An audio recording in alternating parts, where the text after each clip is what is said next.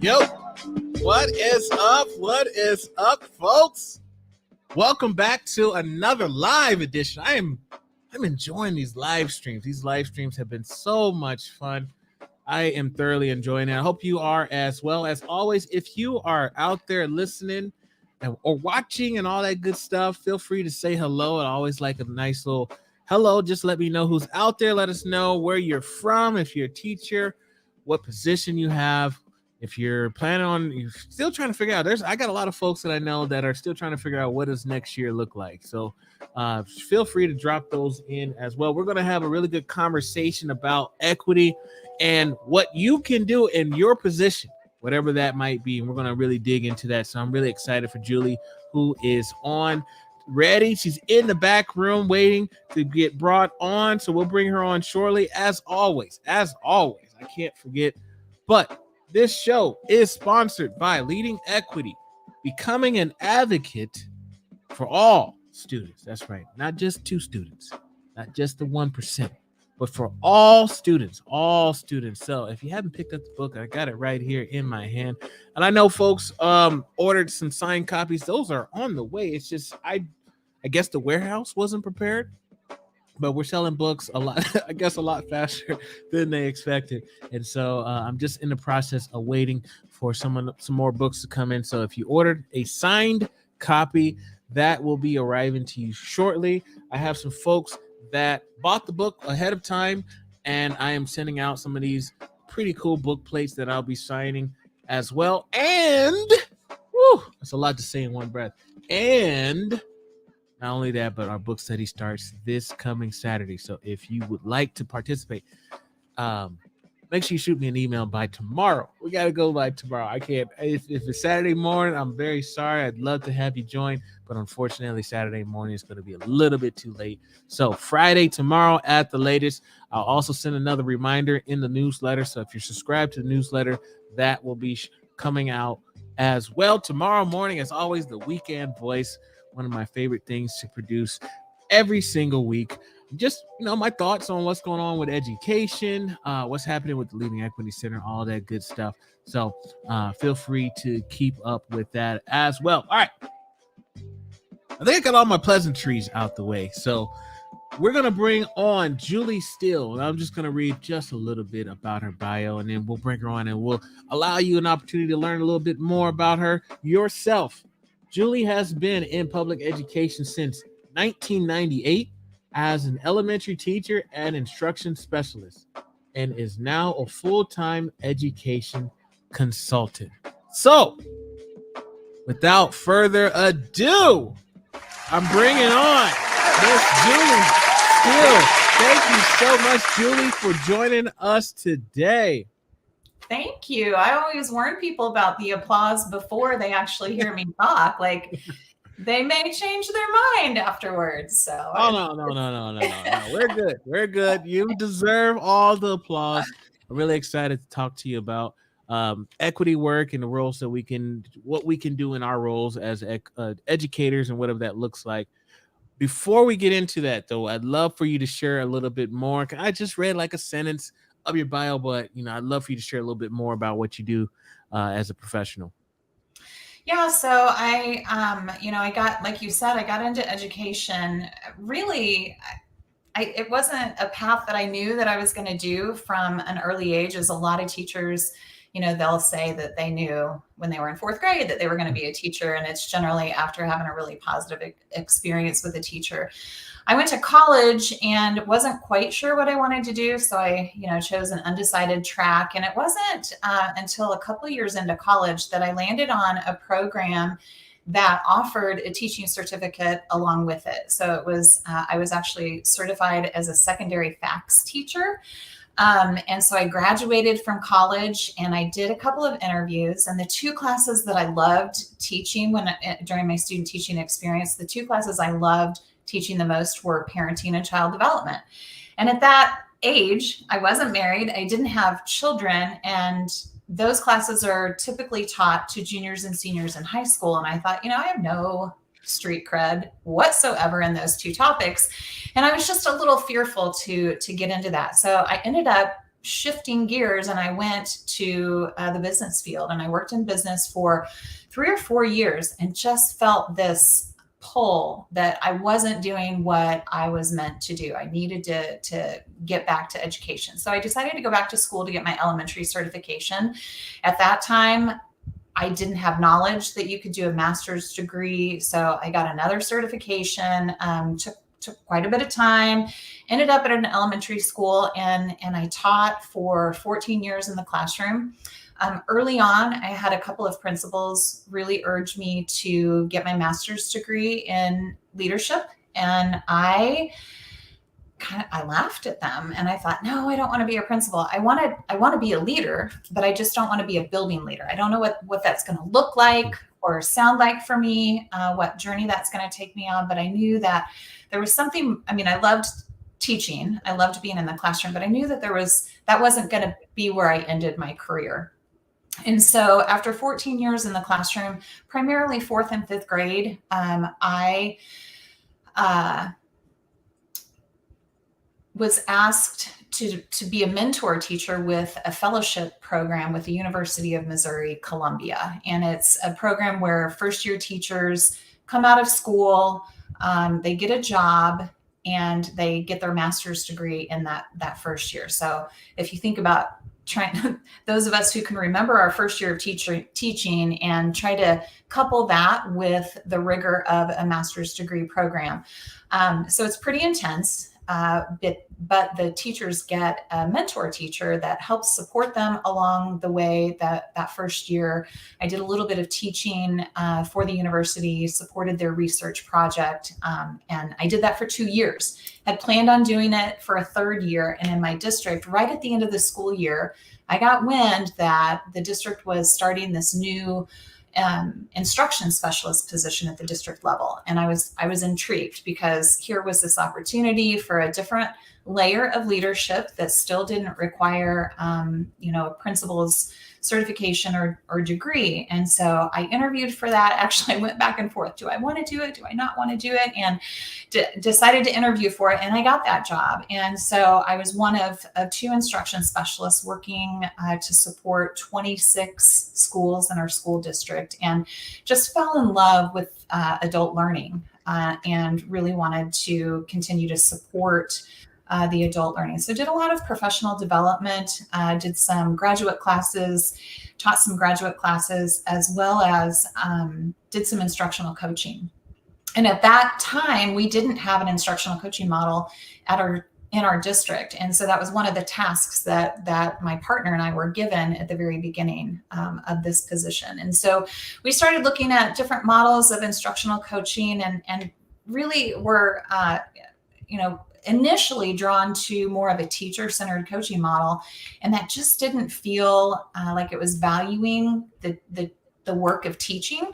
It felt a little more evaluative, more like the role of what a principal would do. And so we went back to the drawing board and landed on a book called Student-Centered Coaching. And Diane Sweeney is the author of Student-Centered Coaching, and has now co-authored a lot of books with her partner, one of our senior consultants, Leanna Harris. And it's really about taking instructional coaching from the lens of really focusing on what teachers are or are not doing in the classroom, to looking at what students are and are not doing in the classroom. So really changing the focus and giving teachers this thought partner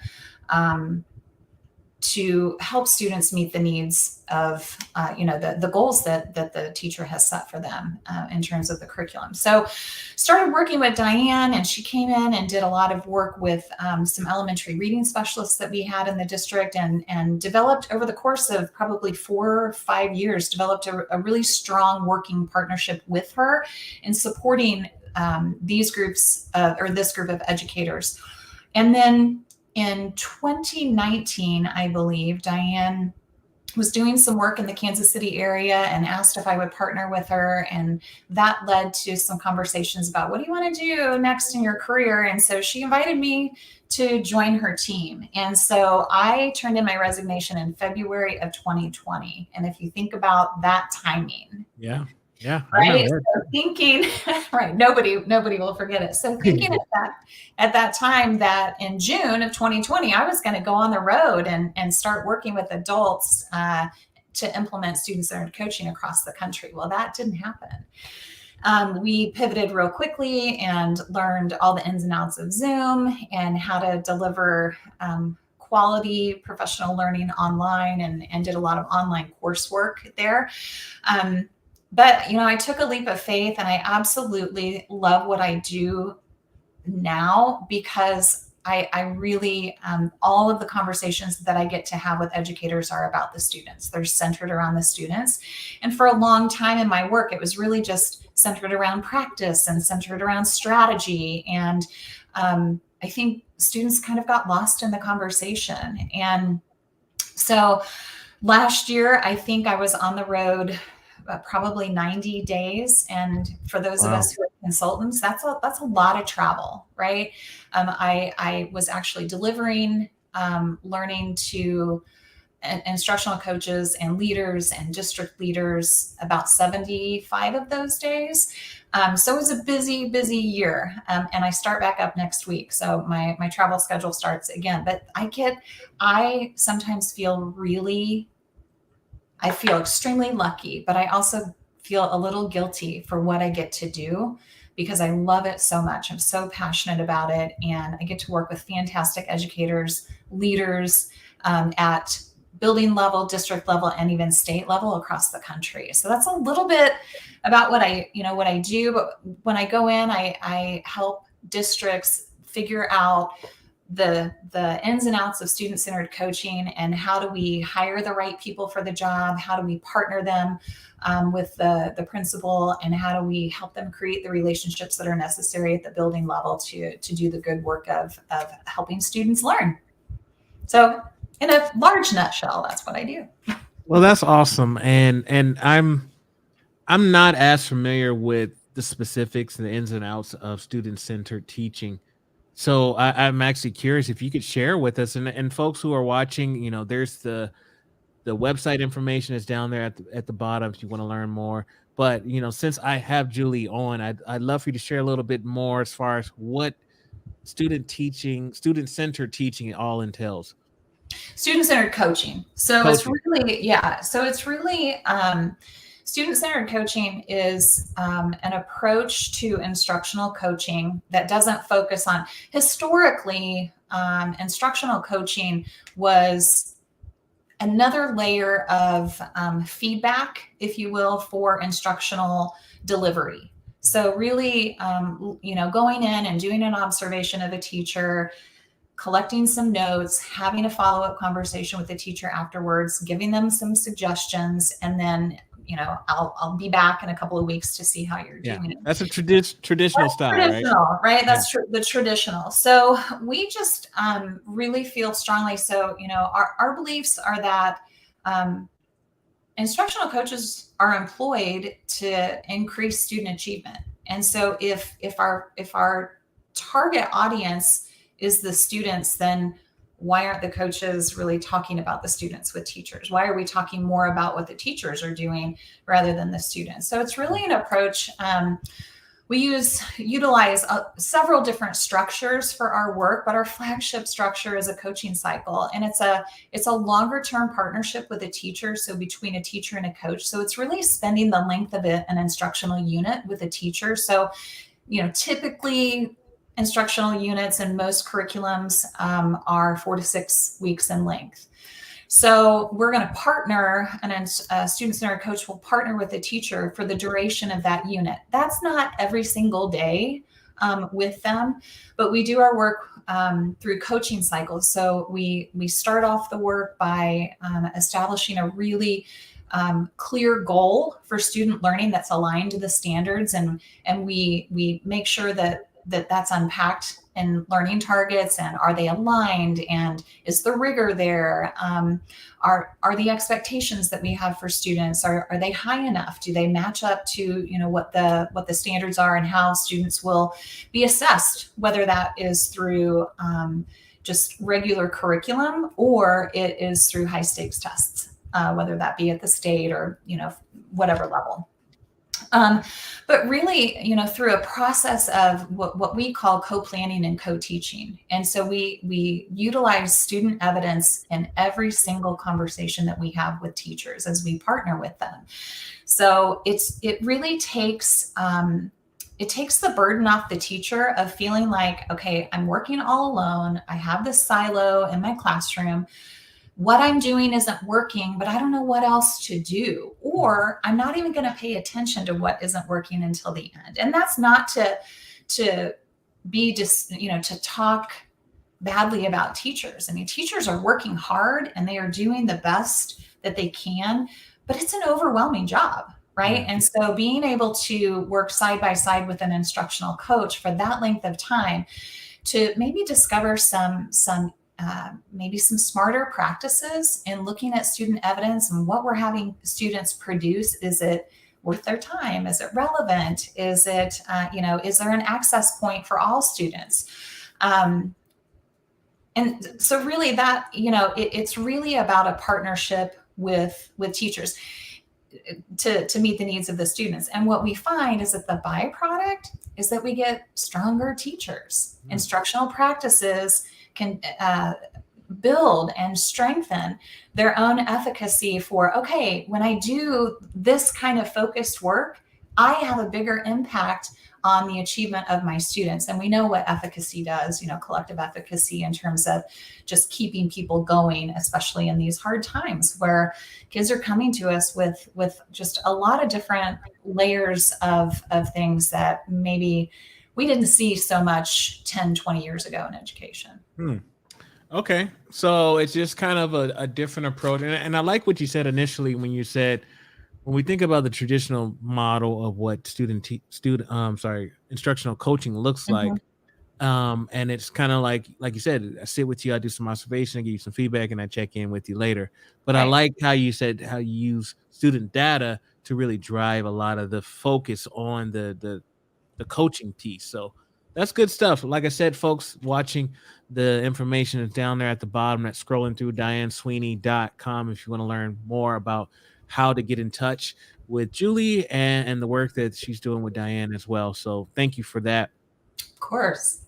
Now, okay, let's get into today's topic, because when we think about equity work, sometimes, and I've had a lot of conversations with educators that will say, well, I think equity work is important. I just kind of do it in my classroom. I make sure that I'm culturally responsive. I make sure I'm hitting these points, and I'm doing my part as an educator.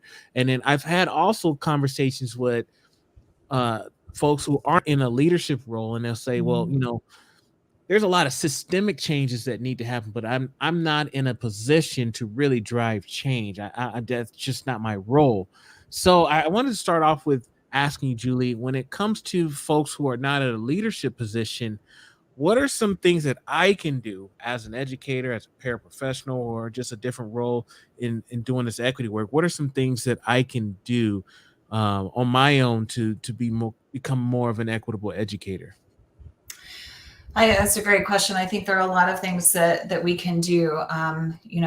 Probably my first go-to is find other educators doing this work and read what they have to say, listen to what they have to say, what is working, what's their approach, because we know that there's a lot of different ways to approach this work, right? And as you mentioned, there are so many layers to equity work, starting with the system in which the learning is occurring. And that can be really frustrating as a classroom teacher, as an instructional coach, as a counselor, anybody who doesn't have a seat at that table.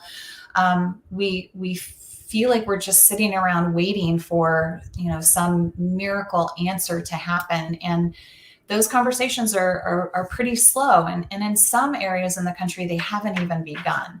So this idea of what can we do in the meantime, right? Because let's face it, those students are still sitting in our classrooms staring at us, and they deserve the best that we have to offer them. So aside from, really learning and growing and seeking out other educators that are sort of digging in and finding some solutions, it's really about, being open to learn from your students. I know you did the podcast last week was on the Indigenous students. Like, what can we really learn? And I think Mhm. sometimes we fail to listen to what it is that they are bringing, or even creating the space for them to share with that. So first and foremost, I think relationships at a teacher level and a coach level are foundational, right? That is the foundation with which opens up a lot of different opportunities to be able to partner with students and other colleagues in this work. So relationships are huge. And I'm not talking about just knowing how many siblings somebody has, and what their parents do, or what sports are their favorite. Those things are important. Don't get me wrong, those things are important. But really, sometimes taking a moment to stand back and just watch kids, watch the ones who maybe are a little slower to engage with their peers, those that, I think we can learn a lot. We can learn a lot from our students. So that would be the next step. The third step that I would recommend is partnering with our colleagues, whatever colleagues are there that are willing to have some of these conversations. And in that partnership, I believe it's really important to start to identify the barriers that are facing our kids in our classrooms today, because that's going to be different depending on where your context, your learning context is. So, really partnering together to figure out, okay, what are the barriers students are coming to us with, whether it's racial barriers, whether it's socioeconomic barriers, it could be religious, gender, but it could be a community where technology is not available. And so that's a barrier for them to go home and do any homework that requires something that's online. So really being able to break down those barriers.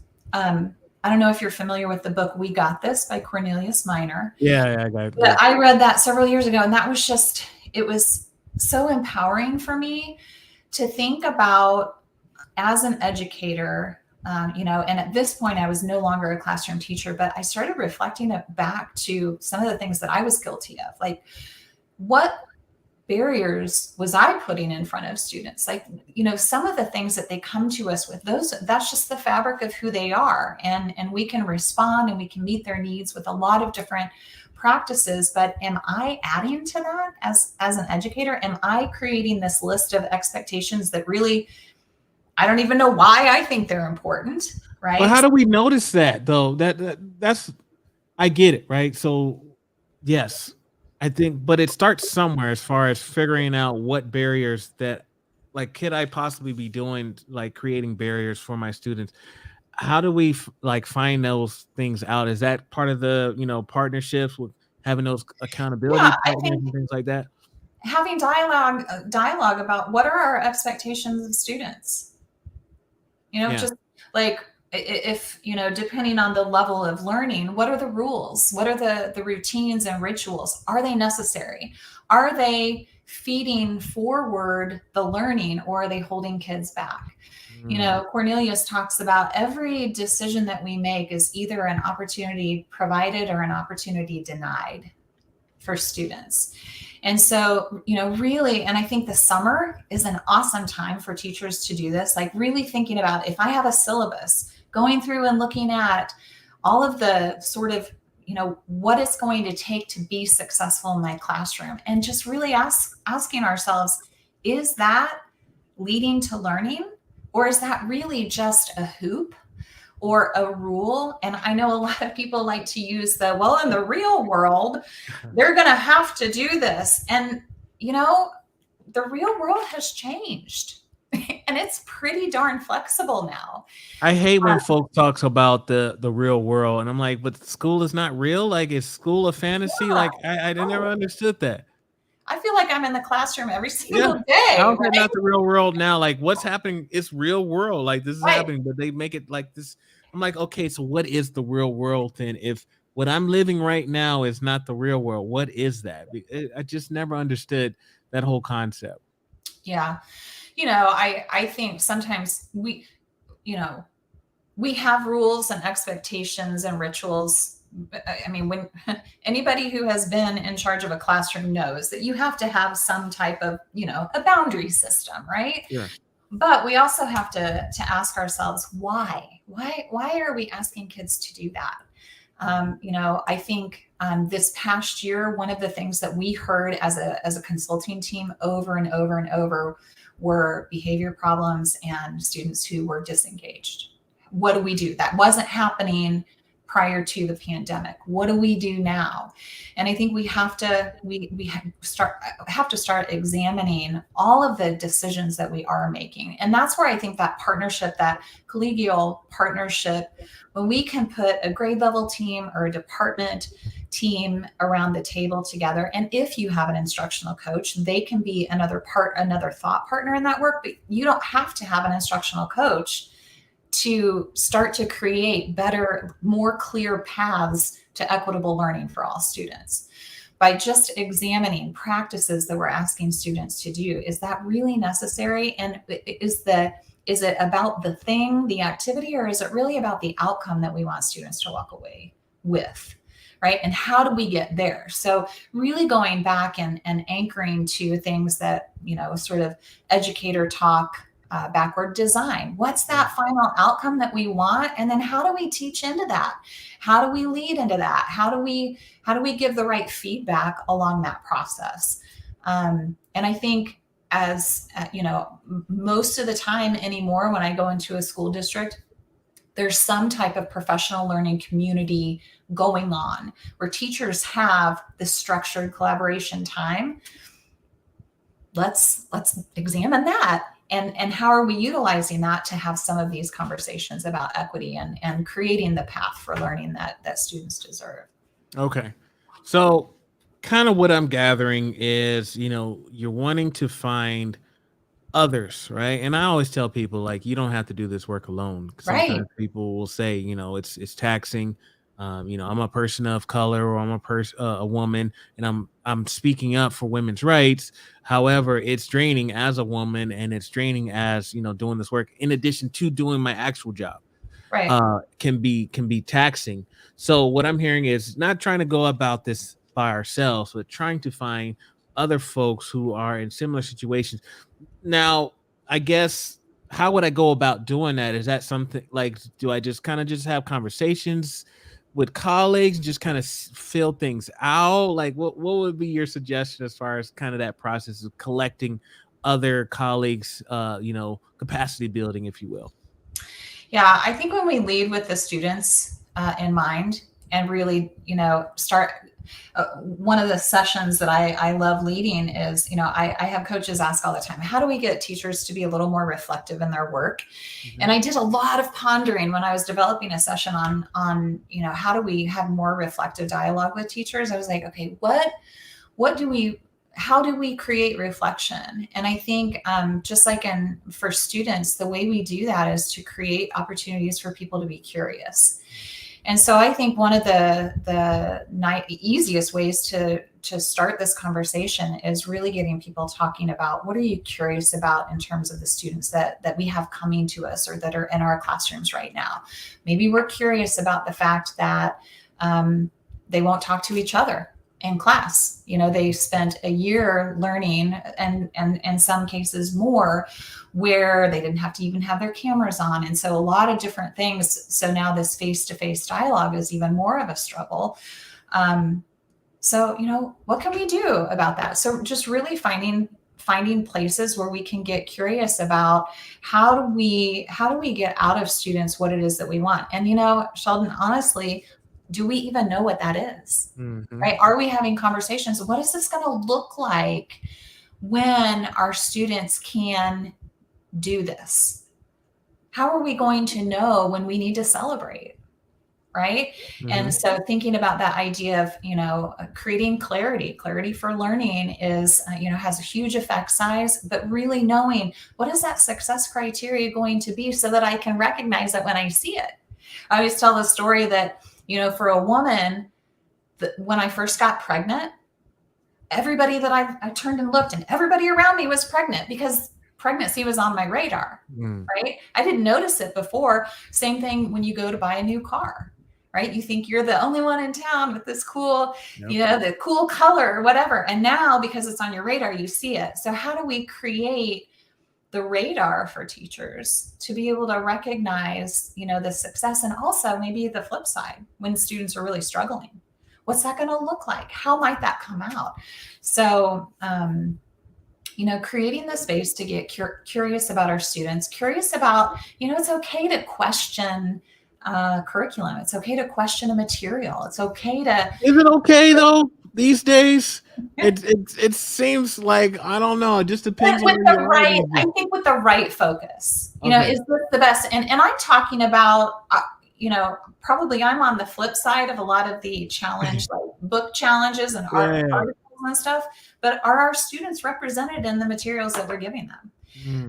Is what we're giving them a true account of that historical event? Or, so I think that's where we want teachers really in these collaborative spaces, really figuring out, are we putting in front of students the best that we can come up with right now? And then always being willing to say, that didn't work the way we thought it was going to, so, I think that, so, just creating the space for the partnership, I think is really important. Now, if you don't have that, you can still do this work alone. Is it going to be taxing, tiring? Yes, but there is an internet full of other people, other educators.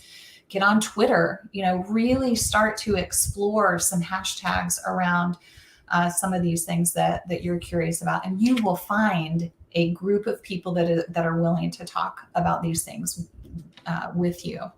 You're absolutely right, and I'm glad you brought up the internet. And I live in a very conservative state, and I represent 0.8% of Black people in the state, and so it was tough initially, just trying to find people to talk to, and get help and support for this, the type of situations that I was dealing with in school.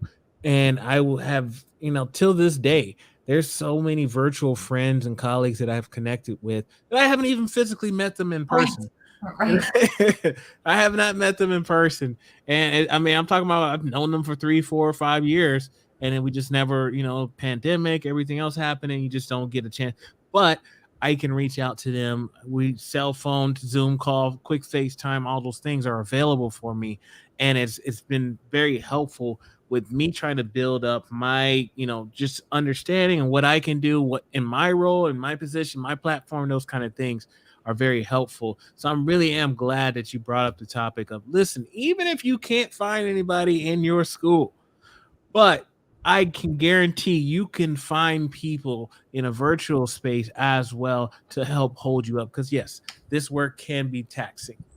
Absolutely. It can. And I think, depending on where you're coming from into the work, it's scary, right? It's kind of a brutal arena. You can get beat up in it if you're not willing to be open and humble and ask for, sort of be apologetic when you get something wrong, right? But then trying to show up the next time and get it right, not necessarily to be right. I'm obviously a fan of Brene Brown. That's something that she talks about, that it can be an intimidating conversation to get into. And so, you do have to sort of set some norms and expectations about the conversations. Another way I think teachers can enter into this realm is through book studies. I love the good, you were talking about book study with your book. Just finding a piece of text that's written for the practitioner. Again, I mentioned, and I have not met Cornelius Minor in real life. He's a good dude. Online. But I tell you what, when I read his book and I thought, oh my gosh, if I had just had this when I was in the classroom, I would have changed so many things. And I always find myself wanting to call up the students. I'm really sorry that I made you do that. And when you run into the parents in the community, you're like, oh my gosh, if I had only known then what I know now, I promise you it would be better off. But that, I think that's just life. That's a whole conversation in itself, because I can definitely think about my early teaching days, some of the stuff I said, some of the stuff I did. I'm like, what was I thinking? Really?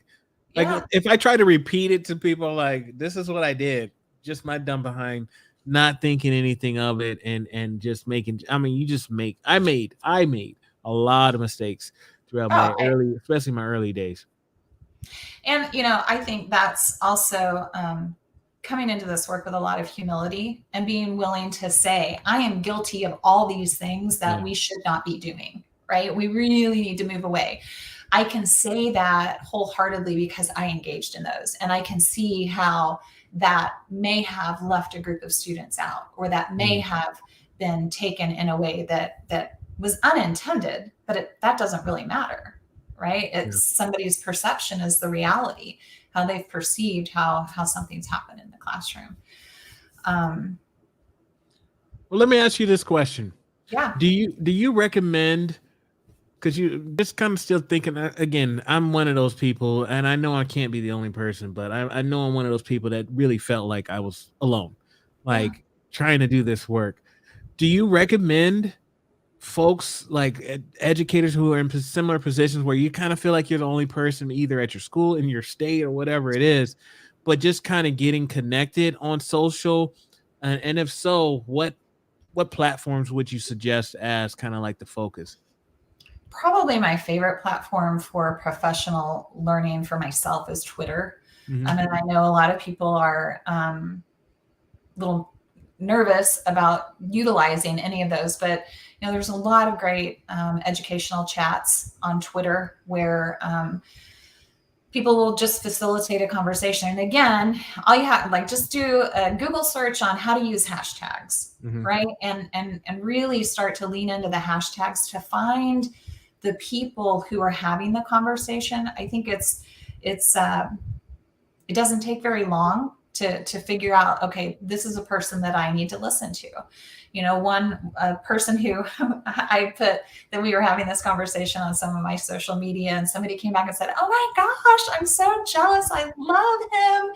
And she's a person, Dr. Ellsworth, Tina Marie, if you're listening, he is an ally and is so smart and is a trailblazer in this work. And so I knew very right away, she's somebody that when she puts something out there, I'm going to read, I'm going to dig in, I'm going to listen to.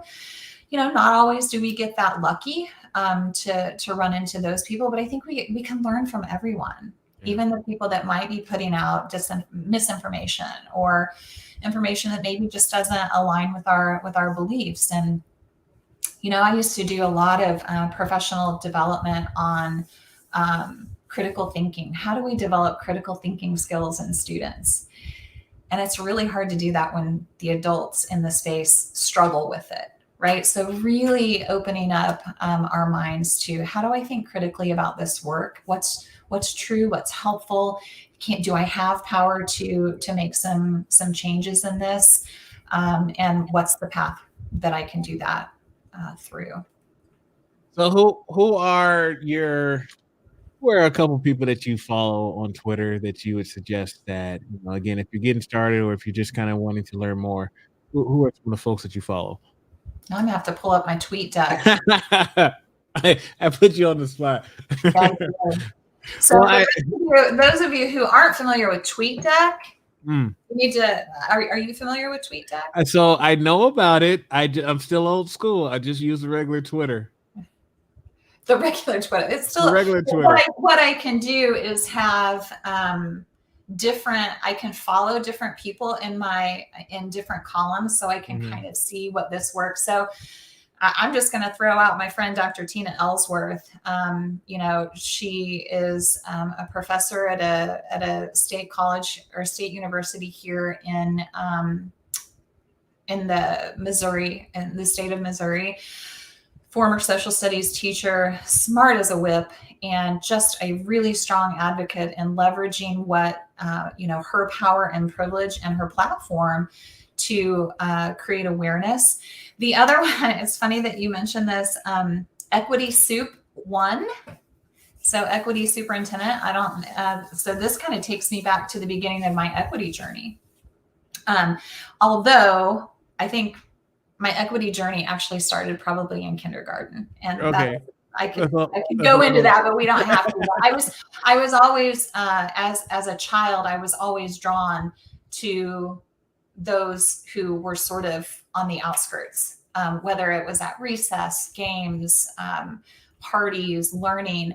Uh, my mom will reflect on a story when I was young. I think it was first grade, that my first grade teacher said, Julie will not join in to the group activity until she's gotten everybody to join in. And so I think this, I think that's just wired in me. That was not something that I read a book, or it just, like, my heart is just really big for people who maybe don't have a seat at the table, who don't have a voice, who have been marginalized and sometimes just thrown to the curb. I want to do everything that I can in my power to open those doors and pull up the chairs and invite people at the table. But fast forward into my career, always had a huge passion for relationships with students, and I thrived on working with the students who are sometimes unfairly labeled, and maybe it's not unfair, maybe with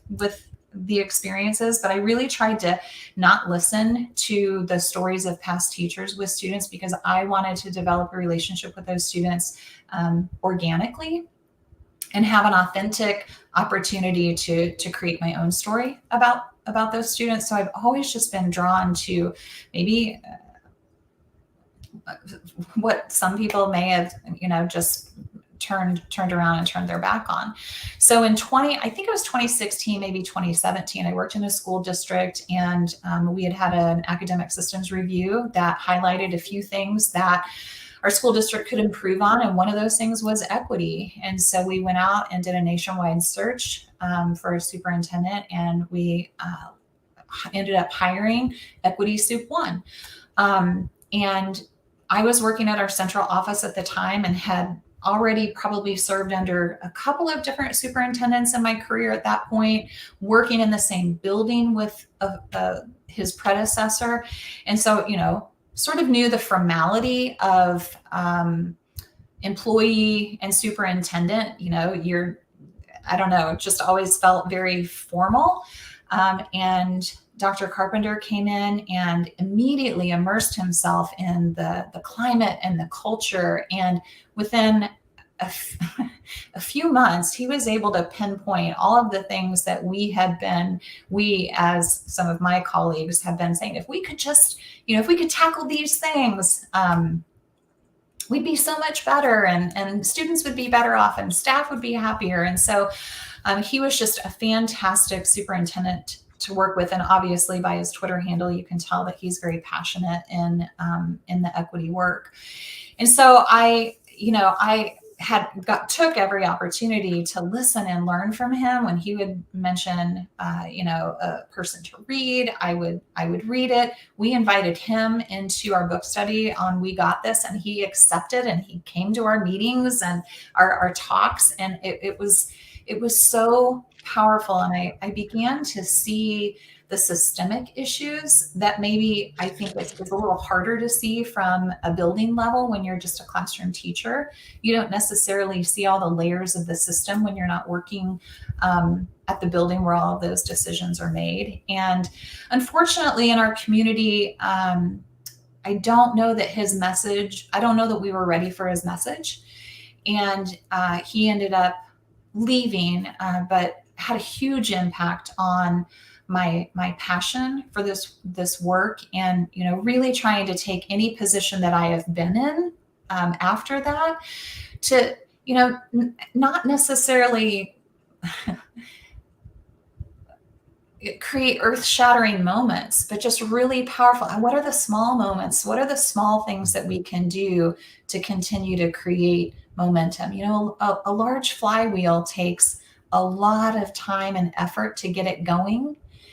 But then the more we get it going and the momentum starts to build, then we can really start to see,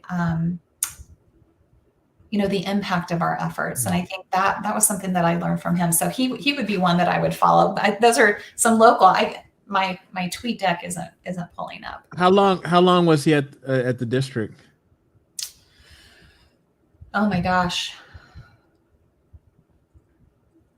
Less than 2 years. Less than 2 years. But Mhm. he had such an impact on you. It sounds like maybe the Yeah. timing wasn't there. Folks Yeah. weren't ready. Here's the thing, I don't know when you say folks aren't ready.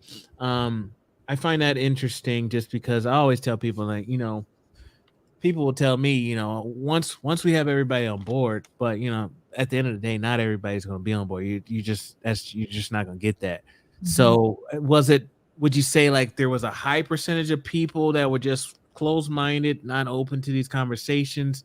Kind of where was the pulse with the staff, maybe even the community, when it came to the work that he was trying to lead? I think the community was just really afraid of what that message that we have equity issues, what that said about them. Mm-hmm. And, um, that is sad, but I think it happens a lot where it's a fairly,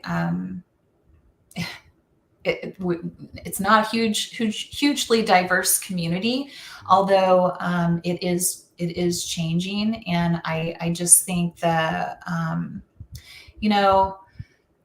I think when you say the word equity and you talk about equity work, people always get a little nervous and they Oh yeah. think it's only racial equity, Yep. right?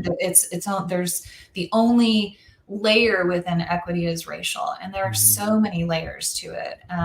We did one of the first things that we started doing was we brought in a consulting group on some equity training, and you know in my experience, I was able to go through that training firsthand, and it's really heart work before it's head work. Yeah. It's like really changing, like having your heart opened to just being willing to acknowledge that, Sheldon, your experience in Boise, Idaho would be different than if I lived in, or not, you're not in Boise, but in Idaho, Mhm. right? That I can acknowledge that, and being able to sit around a table and hear others' experiences and like, oh my gosh, I can't believe that is going on. But I do believe it, right? But I think, so for a lot of people, there's just a bit of fear in maybe acknowledging that, okay, that is true. And Yeah. then what's my responsibility to get us out of that? And what was my responsibility that got us into it? Yeah. Right.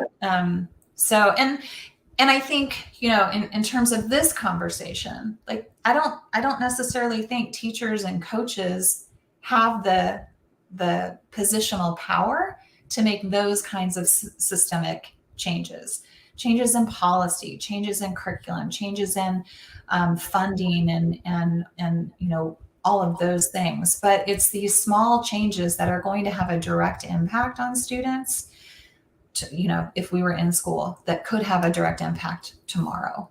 and And and and and it's also brings awareness as well, because sometimes well-intentioned leaders, school leaders, just don't see those type of things because they're at a certain level, and there's just certain things absolutely. at the ground level they just don't see. And So it goes both ways, yeah. right? When you're in a classroom, every time I switched positions and I came out of the classroom and I was working a little more closely with the administrative staff, I saw decisions that principals made a little through a different lens, because now I realized, oh, they're not doing that to make my life horrible. There's a lot of conversation that goes into that. Same thing when you go up to the district level. There are a lot of, I don't believe people show up in our schools today to ruin the lives of their staff and their I hope students. not. I hope not. And I always say, if you do have those people, today needs to be the last day that they have a badge. Yeah. Right? You do need to sort of identify and get those people out. So how do we create the space for the curiosity to figure out, how do we do this better? How do we get better? Because I believe once we figure some of those things out, we have a professional responsibility to show up and do the things differently. Absolutely. And I just, I'm very passionate that that these conversations between teachers and coaches can create the space for, are we doing the best thing that we possibly can for the students sitting, sitting in our classrooms today? Because they deserve that. Yeah. They deserve the best. I see a really good comment that came in. Dr. Gibson says, wow, to say when people think equity, they only think race is exactly where I sadly admit I am today. My school is mainly filled with students of color, and I was truly trying to understand the equity work that needs to be done there. The school I left, the equity issue was clear. I started July 1. Thank you for their comment, Gibson, Dr. Gibson. It reminds me of my conversation with Ken Williams. I mean, he brought up something in the conversation where he was like, we were talking about, oh, well, it's a predominantly white school, so we don't have an equity issue. But he brought up the whole social economic status. Like, you got folks in the trailer park, you got folks that are more affluent than others. You have people are considering white trash. So there's different ability levels, or there's different equity challenges at your school, even if you're predominantly white school or not. Absolutely. Which we were. Yeah. But equity work is not limited to race. Cultural responsiveness is not limited to race. These kind of concepts, we just automatically just assume, oh, it's literally a black and white thing, right, when it's really a lot more than that. So thank you for the comment. Yeah. That's a fantastic comment, because I think it's, until we can acknowledge that, conversations will continue to get shut down.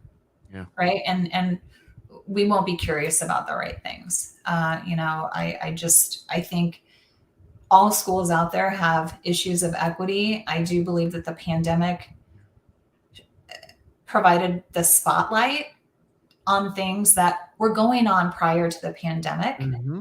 We just didn't take the time to look. Yeah. We just didn't have the space to look.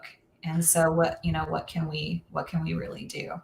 And, learning and awareness is really, digging into how do we start talking about the fabric of oppression and how it shows up, but it's interwoven in our communities, it's interwoven in our schools and our houses and our churches. And so how do we start to maybe provide some space for people to have those conversations? Absolutely.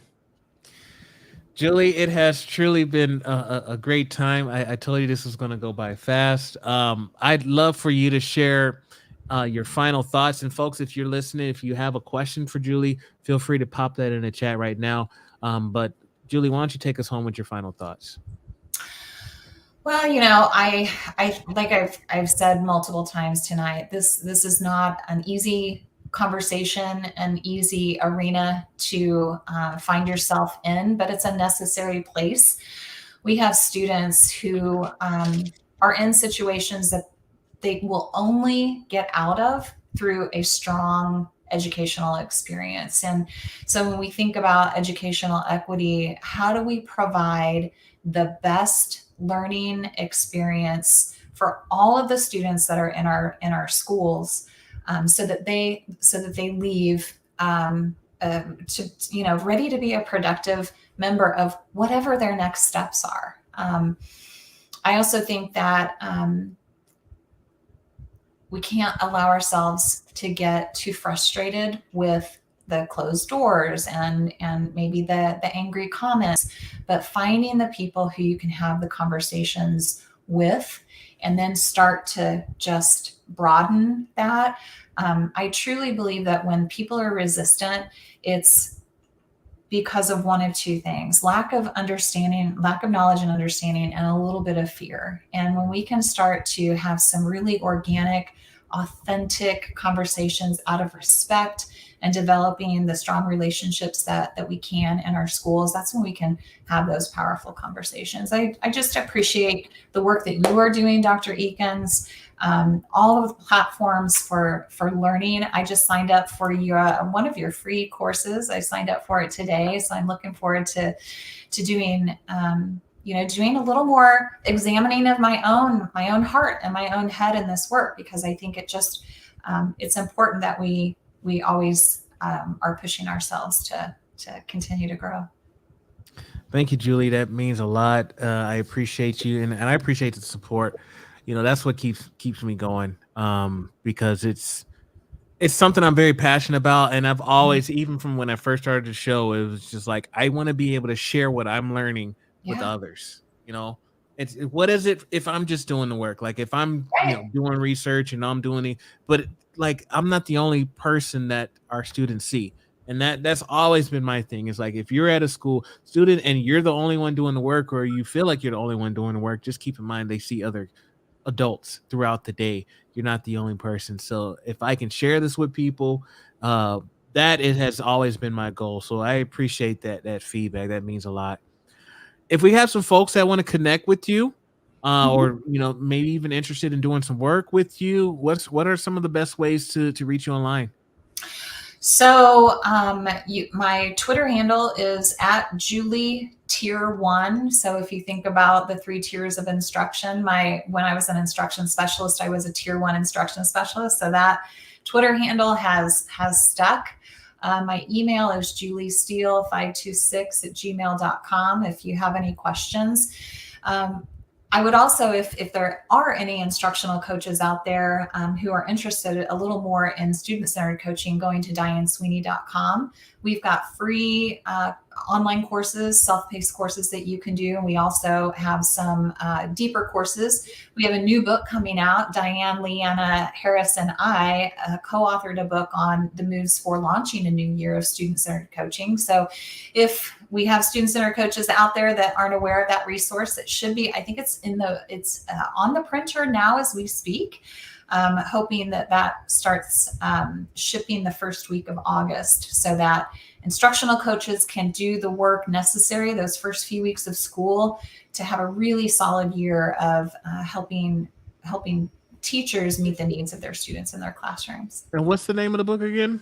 Moves for launching a new year of student-centered coaching. It's being published by Corwin, and you can pre-order it now. It's on their website. Oh, okay, here it is. Yeah. And let me just give you a little bit of information. It's not necessarily a full manuscript. It's really we designed it specifically for the coach. And so it's more of a guidebook, more of a reflective tool, that almost a consumable resource that coaches can pull out every year at the beginning of the year. One of the things with instructional coaches, when you're a teacher, you know exactly what your role is at the beginning of school, right? You've got students in front of you. Instructional coaching is a little scary because you can't get into coaching yet, because teachers need time to develop relationships with students. So what do you really do in those first few weeks of school as an instructional coach? And this just kind of guides you through that process, no matter if you're a first year coach or you've been doing it for 20 years. Okay, I dropped the link. That's probably the longest link I have ever seen in my life. I mean, I know Amazon links be long, but this joint is long as heck. It's That's like funny. 10 rows on this comment here, but I dropped it. It's if you're on Facebook or YouTube, it's right there in the chat, or the comments rather, so folks can get that. And you said it's available for pre-order. It is available for pre-order. Yeah. Looks like it's available now. Like I don't see the pre-order option here. Maybe I'm. Is that on Amazon? Yeah, I'm We've on had a that. Oh little bit no. I'm sorry. I was looking at the Kindle. I guess okay. Kindle. Yeah, it says pre-order. Okay, never mind. But it's there. Feel free, folks, to jump on that link and take advantage of that.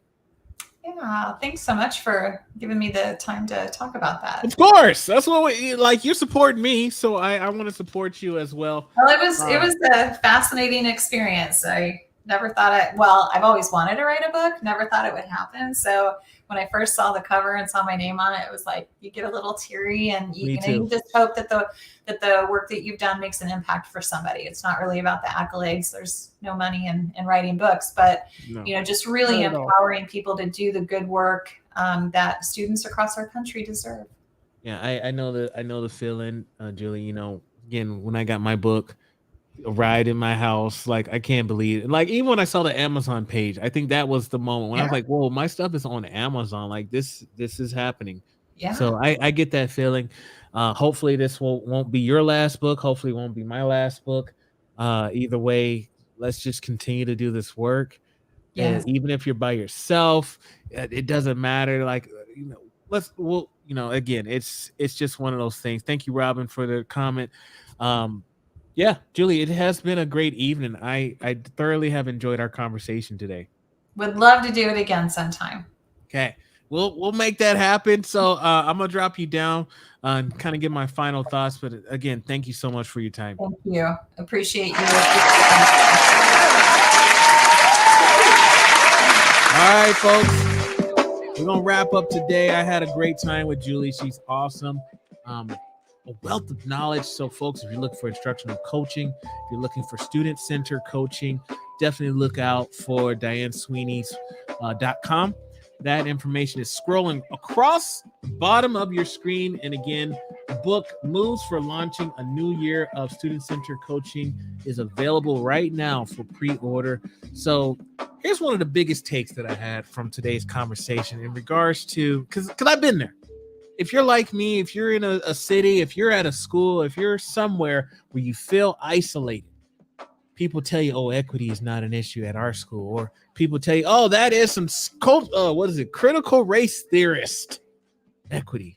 You know, those kind of comments are coming your way. You feel like you're all by yourself. You feel like you're isolated. And you feel like I can't find anybody. I literally cannot find one other person at my school or my district that is on the same page as me. Definitely reach into Twitter. I learned that 4 years ago. Jumped on Twitter and just being able to connect with people, finding different groups and really tying into those hashtags. That is important. But if you can find someone at your school, again, strengthen numbers. You don't have to do this work alone. I'm always available. Feel free to shoot me an email if you got a question, something like that I can support you on. Feel free to let me know. I'm sure Julie is open to those kind of conversations as well. So you have resources. You have access to individuals who, like, this is the work that we do. We're very passionate about this work. And so if you need that support, if you need that help, feel free to reach out to us. All right, we're going to wrap up. So just remember the words of Dr. Martin Luther King Jr. If you can't fly, then run. If you can't run, then walk. If you can't walk, then crawl. But by all means, keep moving. Let's continue to be a voice in leading equity.